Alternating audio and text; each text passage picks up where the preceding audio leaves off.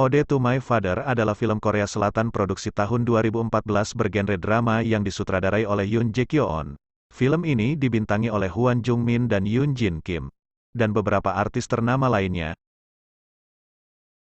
Ode to My Father menggambarkan sejarah modern Korea dari tahun 1950-an sampai sekarang melalui kehidupan seorang manusia biasa, yang mengalami peristiwa seperti evakuasi Hungnam tahun 1950 selama Perang Korea. Sebelumnya silakan subscribe dan tekan tanda loncengnya. Lalu komentar apa saja di bawah agar saya lebih bersemangat lagi berbagi alur film terbaik lainnya.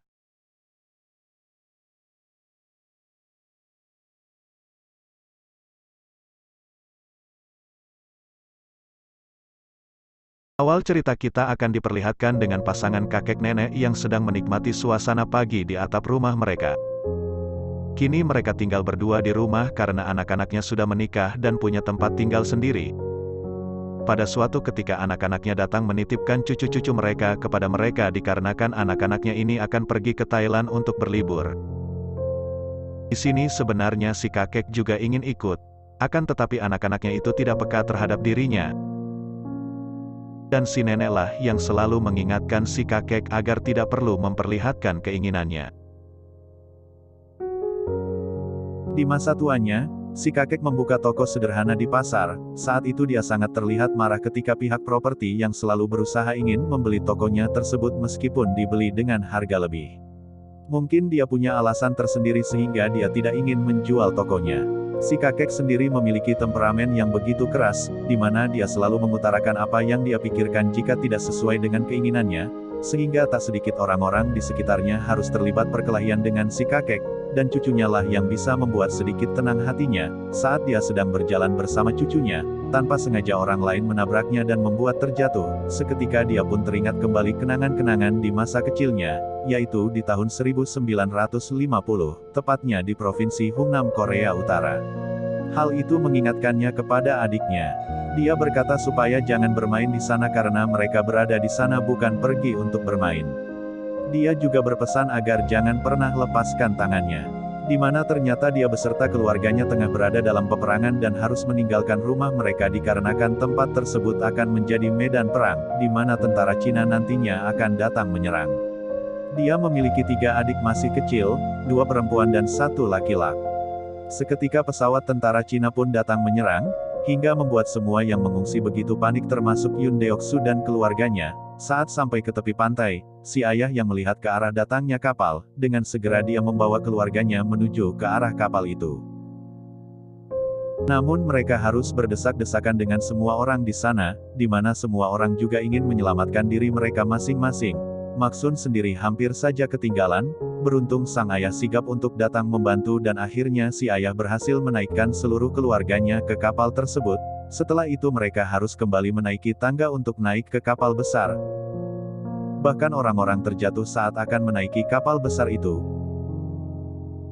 Beruntung ayah dan ibunya pun akhirnya berhasil naik ke atas, akan tetapi Deok-soo yang terus berusaha naik dengan menggendong adiknya, secara tiba-tiba ada tangan yang menarik tubuh Maksun dari bawah, hingga membuat Deok-soo hanya bisa menyelamatkan baju yang terkoyak dari adiknya. Dia pun begitu terlihat panik karena Maksun tidak berada di sampingnya. Si ayah yang mendengar tangisan Deok-soo menyadari apa yang terjadi, mereka terus melihat ke bawah berharap dapat menemukan adiknya. Karena mereka tidak melihatnya, ayahnya pun memutuskan kembali ke bawah untuk mencari Maksun. Sebelumnya dia berpesan kepada Deok-soo jika seandainya ayahnya tidak kembali Deok-soo akan menjadi kepala keluarganya apapun yang terjadi, dan harus utamakan keluarga mereka. Ayahnya pun dengan harunya memeluk anaknya di sana. Lalu sang ayah pun kembali turun dari kapal dan berusaha mencari Maksun di bawah. Saat si ayah sedang mencari Maksun, kapal tersebut telah berangkat meninggalkan sang ayah yang masih berada di bawah. Lalu dia berteriak dari bawah meminta jangan mengkhawatirkannya dan akan menyusul mereka. Begitulah kiranya perpisahan keluarga mereka dan ayahnya di tengah peperangan yang selalu meninggalkan kepedihan untuk orang yang mengalaminya. Kapal itu pun membawa lebih 14.000 pengungsi ke Korea Selatan, tepatnya di kota Busan. Setelah mereka tiba di tujuan, mereka pun menemui bibi mereka yang tinggal di kota itu. Setelah cukup lama mencari, Akhirnya mereka pun menemukan bibinya tersebut, di mana mereka hanya tinggal berdua dan pamannya yang hobinya mabuk-mabukan. Karena mereka juga gak tahu harus tinggal di mana, untuk sementara waktu mereka berempat pun tinggal di sana dan di sebuah kamar yang kecil yang cukup sempit, mereka pun hanya bisa pasrah dengan apa yang terjadi. Kini Deoksu kembali sekolah sembari membawa adiknya yang bungsu. Di sana dia pun mendapat teman-teman baru, Deoksu pun membantu ekonomi keluarganya dengan menyemir sepatu orang-orang di jalanan. Hingga suatu hari, dia dan temannya Dalgu terlibat perkelahian dengan anak-anak lainnya hanya karena memperebutkan coklat yang diberikan oleh tentara Amerika. Saat sampai di rumah, ibunya marah karena terlibat perkelahian itu. Deoksu pun lalu bertanya kepada ibunya, apakah ibunya membenci dirinya, karena semenjak kejadian itu dia tidak pernah mendengar ibunya membicarakan adiknya Maksun dan sang ayah, lalu ibunya pun menjawab, jika itu bukanlah kesalahan Deoksu. Jangan pikirkan hal tersebut, teruslah bekerja keras, karena kau adalah kepala keluarga hingga ayah kembali, ungkap ibunya. Deoksu dan adik-adiknya pun hanya bisa menangis mendengar perkataan ibunya kala itu. Singkat cerita, Deoksu kini sudah tumbuh beranjak dewasa, saat itu dia dikeluarkan dari sekolah karena tidak memiliki biaya. Dia pun bekerja keras kembali dengan menjadi buruh angkut di pelabuhan. Dalgu sahabatnya juga kini udah dewasa. Dia pun menawarkan pekerjaan kepada Deoksu di perusahaan tambang di Jerman Barat, rencananya mereka akan bekerja selama 3 tahun lamanya. Awalnya Deoksu menolak karena menurutnya itu terlalu jauh. Setelah memikirkan kembali, di mana ibunya yang sudah semakin tua dan adik laki-lakinya yang akan masuk ke sebuah universitas, dia pun tidak punya pilihan selain mengambil kesempatan itu. Di sisi lain adiknya berbicara kepada ibunya, jika dia merasa malu dengan abangnya yang bekerja keras banting tulang untuk membiayai sekolahnya. Ternyata Deoksu mendengar pembicaraan adiknya itu, dia terlihat sangat marah kepada adiknya tersebut. Memintanya agar belajar yang rajin dan semua butuh waktu, dia juga bilang tidak selayaknya berbicara seperti itu di depan ibunya, meskipun dalam keadaan mabuk, dia tidak lupa meminta izin kepada ibunya untuk segera tidur. Sang ibu hanya bisa menatap sedih melihat anak sulungnya tersebut harus menjadi kepala keluarga menggantikan ayahnya. Kini waktu tes pekerja tambang pun tiba dan mengikuti tes yang diadakan. Dalam hasil tes pertama Dalgu tidak berhasil karena dirinya jarang bekerja keras, sedangkan Deoksu lulus dengan nilai tertinggi karena memang sering bekerja kasar. Tes selanjutnya mereka berdua hampir saja tidak diterima, karena mereka berdua tidak memiliki pengalaman di bidang pertambangan sebelumnya, tapi Deoksu berhasil meyakinkan para pengetes bahwa dia benar-benar ingin bekerja. Sampai Deoksu menyanyikan lagu kebangsaan Korea Selatan untuk meyakinkan mereka dan membuat seluruh orang di ruangan tersebut ikut-ikutan berdiri dan bernyanyi bersamanya. Dia yang terlihat begitu nasionalis, Deoksu dan Dalgu akhirnya diterima bekerja di pertambangan Jerman Barat, mereka lalu berangkat dan terbang menuju Jerman bersama pekerja tambang lainnya. Setelah sampai lokasi, mereka pun mengenakan peralatan yang telah disediakan dan memulai bekerja di tambang bawah tanah. Pekerjaan mereka memang cukup berat dan mereka harus selalu berhati-hati karena kapanpun bahaya selalu mengintai mereka. Terkadang mereka menangisi kehidupan mereka yang begitu keras.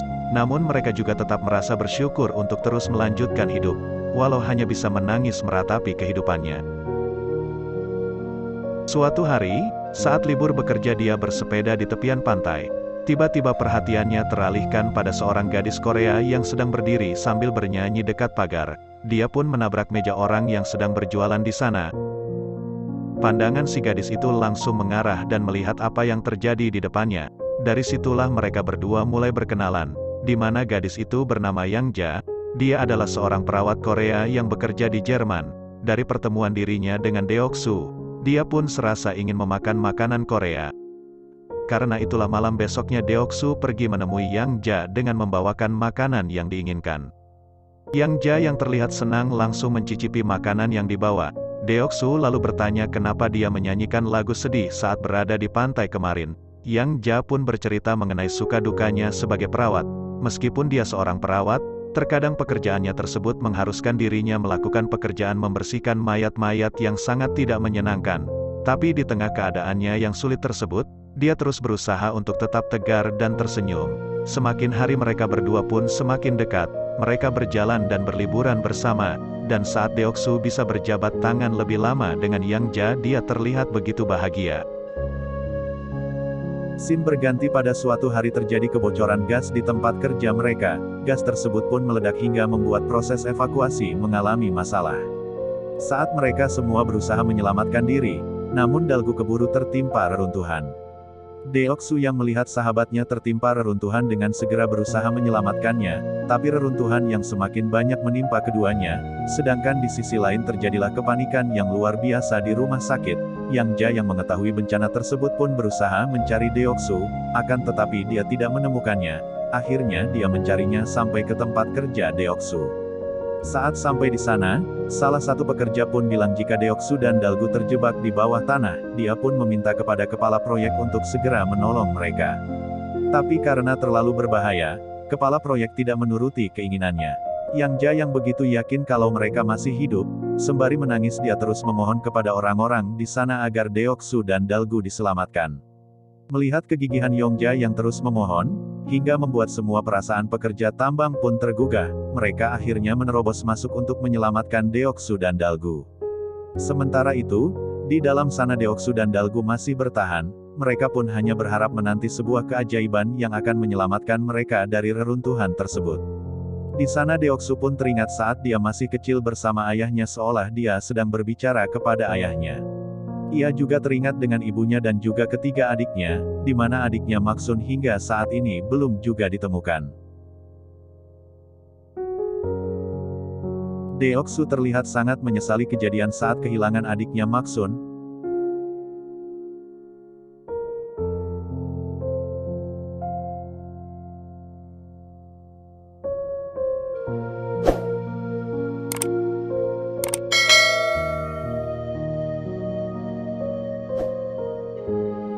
Tak lama berselang, para pekerja tambang lainnya akhirnya menemukan mereka berdua. Dengan segera mereka diselamatkan dan Yongja pun yang terus menuntun keduanya hingga ke rumah sakit. Setelah beberapa hari, akhirnya Deoksu pun mulai pulih. Di situ dia pun mengatakan kepada Yang Ja bahwa visa kerjanya akan berakhir sebentar lagi, dan dia tidak mendapatkan perpanjangan visa kerjanya. Jadi dengan begitu dia akan kembali kepada keluarganya ke Korea. Dia pun mencoba mengajak Yang Ja untuk ikut bersamanya ke Korea, akan tetapi Yang Ja tidak mau karena dia merasa dia sudah mendapatkan pekerjaan yang layak di Jerman. Dia lalu meninggalkan Deoksu. Saat di lorong rumah sakit ternyata diam-diam dia menangis setelah mengetahui Deoksu yang akan segera pergi. Namun dia berusaha menahan tangisnya saat berada di depan Deoksu.